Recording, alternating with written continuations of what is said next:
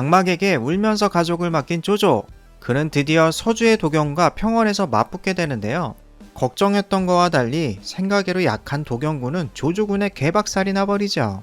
아니 반대로 상상외로 조조군이 강했던 걸까요?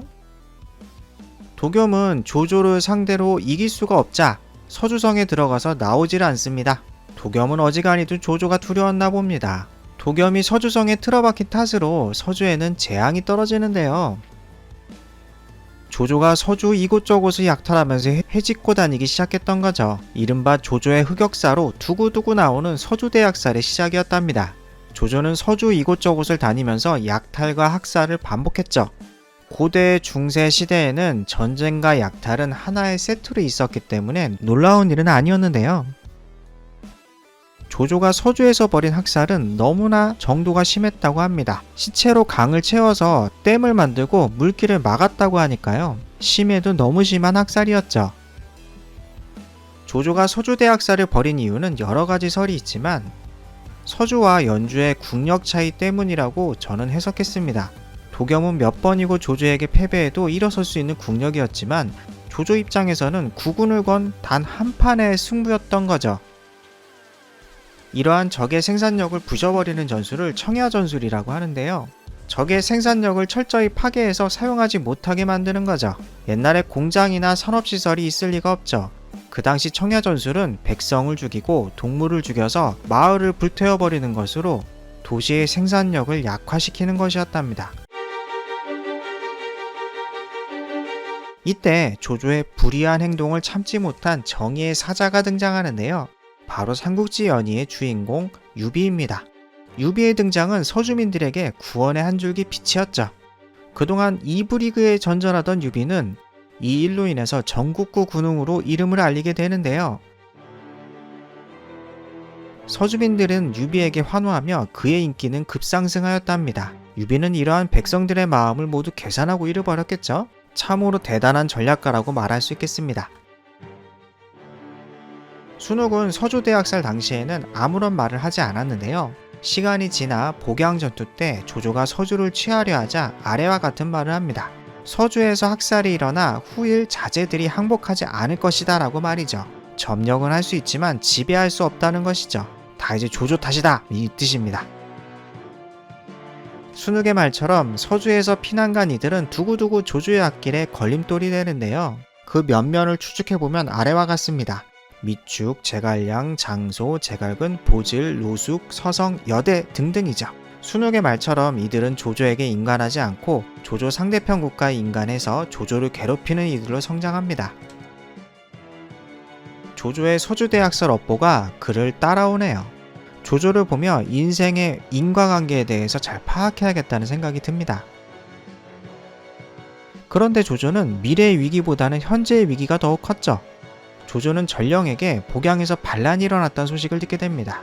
조조로서는 서주를 제대로 점령하지 못하고 반갑만 사게 만들고 그냥 돌아가야 되는 꼴이었죠.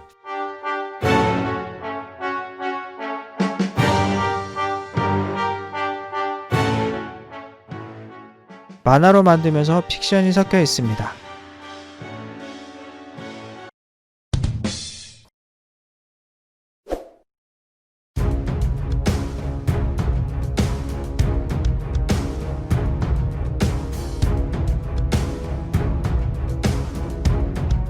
한편 연주를 지키던 순욱은 안심하고 있었는데요.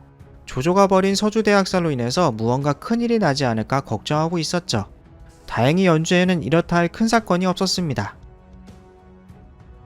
그러던 어느 날 의심스러운 장면을 목격하게 되는데요. 여포와 장막이 연주에 들어와 있다는 소식을 듣게 된 것이죠. 순욱은 무언가 불안함을 느끼는데요. 진류태수 장막이 여포와 진궁을 받아들이고 대접하고 있었던 거죠. 장막, 여포, 진궁 셋의 조합을 보며 순욱은 무언가 심상치 않은 음모가 있다는 것을 느끼죠. 그리고 이것은 곧 현실이 되고 맙니다. 순욱은 무언가 짚히는 것이 있었는데요. 당시 동군태술에 있었던 하우돈을 급히 불러 올립니다. 군 지휘관이 당장 필요했기 때문이었죠. 진궁의 음모는 아래와 같았습니다. 그는 연주 호족들을 만나서 조조를 버릴 것을 설득하고 다녔죠. 연주에서 잔인하게 변양을 죽였던 일과 서주에서 학살을 벌이는 잔인한 모습을 보라고 말하며 여포, 장막 둘을 연주의 리더로 섬기자고 바꾸자고 설득하러 다녔답니다. 조조의 잔인함에 질린 호족들은 마음이 흔들렸죠. 진궁의 책략은 성공하여 연주 전 지역이 호응하게 되는데요. 그만큼 조조의 서주대 학살에 대한 평은 혹독하게 안 좋았습니다. 점점 여론은 악화되고 조조에게 불리하게 작용했습니다. 순욱은 연주에서 간신히 견성만을 지켜내게 되었는데요. 견성마저 빼앗겼다면 조조는 돌아올 곳이 없었죠. 그런데 이러한 자그마한 땅으로는 반전을 꾀하기 어려웠죠. 순욱은 이 상황을 타개할 계책을 준비합니다. 그는 정욱을 불러와 상황을 타개할 수 있는 책략을 의논하는데요. 설득 전문가 정욱에게 범연과 동화연을 설득하도록 하죠. 견성, 범연, 동화연 셋이면 연주 한가운데 알박기가 되니 남은 연주 땅을 되찾기에 매우 좋은 지점을 차지할 수 있었습니다. 지금도 회자되는 화술의 달인 정욱, 그의 화법은 지금 들어도 무릎을 탁 치게 만드는 신묘한 말재주를 지녔는데요. 그는 자신의 능력을 10분 발휘합니다. 그는 범연과 동화연을 설득해서 조조 세력관에 추가합니다. 순욱과 정욱의 콤비로 다행히 연주 전체가 여포와 장막의 손에 넘어가는 것을 막았죠. 조조가 돌아와서 비빌 수 있는 발판을 마련한 셈이었죠. 연주에는 수많은 현이 있었는데요. 순욱이 범연과 동화연 견성을 지켜냈지만 전체 지역의 5%를 차지했을 뿐이죠. 나머지 95%는 조조에게 등을 돌린 셈이었습니다. 진궁의 책략은 정말 무섭네요.